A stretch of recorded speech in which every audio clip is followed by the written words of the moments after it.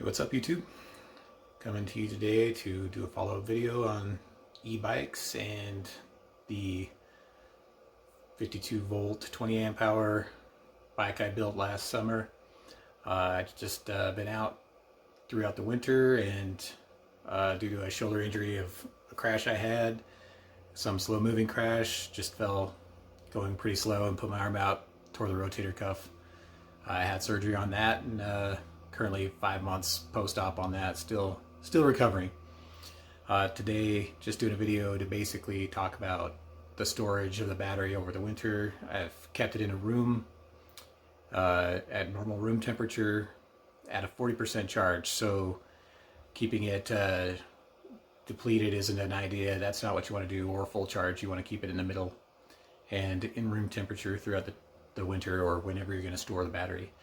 So with that, I got it out today. We're getting it charged up, and then I'm going to take it out for a ride, show you guys some different things. Instead of just a commute on the trail, I'm going to do a little bit around the neighborhood in a park, maybe up some grass hills, to show you the capabilities of how I can climb and things like that. So a little bit less commutey and just around town. Let's get a look at the battery pack here. So here you can see me charging up the battery pack. This is the battery bag with the battery in there. Getting a charge off that cable there. And my helmet holding the charger there.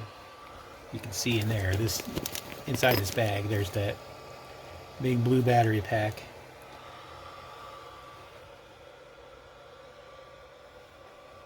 Next, I'll show you guys how I'm mounting it up to the bike. Here we are, YouTube. Here's the bike without the battery pack. I'll give you kind of a range of, here's my GoPro mount, my phone mount.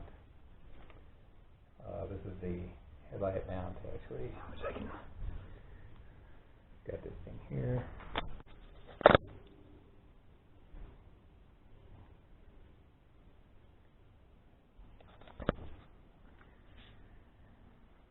So we got our light here. Here you can see the rear hub wheel. This is a 1000 watt or 1500 watt rear hub wheel. It's rated for 48 volts, although I do have a 52 volt battery. Here you can kind of see the controller, my rear light. It needs to be charged. I haven't rode this really since the crash, so you see some scrape on the pedal there. That was a brand new pedal from a previous crash. So we are gearing this up. I've got the battery pack over here, and I'm going to get that set up in there. Alright, we got this bag put on. Just a couple other things I wanted to mention in my build here, what I've done. Now, in my first video, I showed this controller. Basically, I had it inside the bag, and that was too close. Honestly, the battery inside there was arcing to some of the metal on the controller, and it would get too hot. It started melting some of the plastic inside there. So I brought it back out and mounted it out here on this back post. I've kind of got a mess of wires up here, and that's okay. I mean, I don't want to ride it in the rain, even though I have. When I crashed and hurt my shoulder, it was actually in the rain, and that's why I crashed. I kind of grabbed a little too much front brake and it washed out. But note that they do make a model of this rear wheel that has the controller built into the hub, so you wouldn't have this controller out here. This would actually be built into the hub, and then you would just have your wire, your lead wire coming up into the battery. Also, I don't use the pedal assist features. I took those out, and I also did not use the brake power cutoff. I figure, you know, I've been riding motorcycles my whole life, so I know not to use the throttle if I'm in danger or getting out of control. So That's also something I did not do.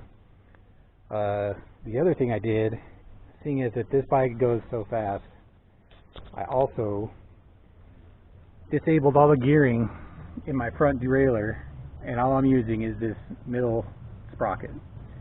And as you can see up here on my front, I don't have gear shifters here. I only have the rear shifters here. You can see here, when I had one of my first crashes, I actually broke the shifter here, and I just decided to get rid of it because I don't ever use it. I need to clean up some of this fork area too, but so you can see here I just have front,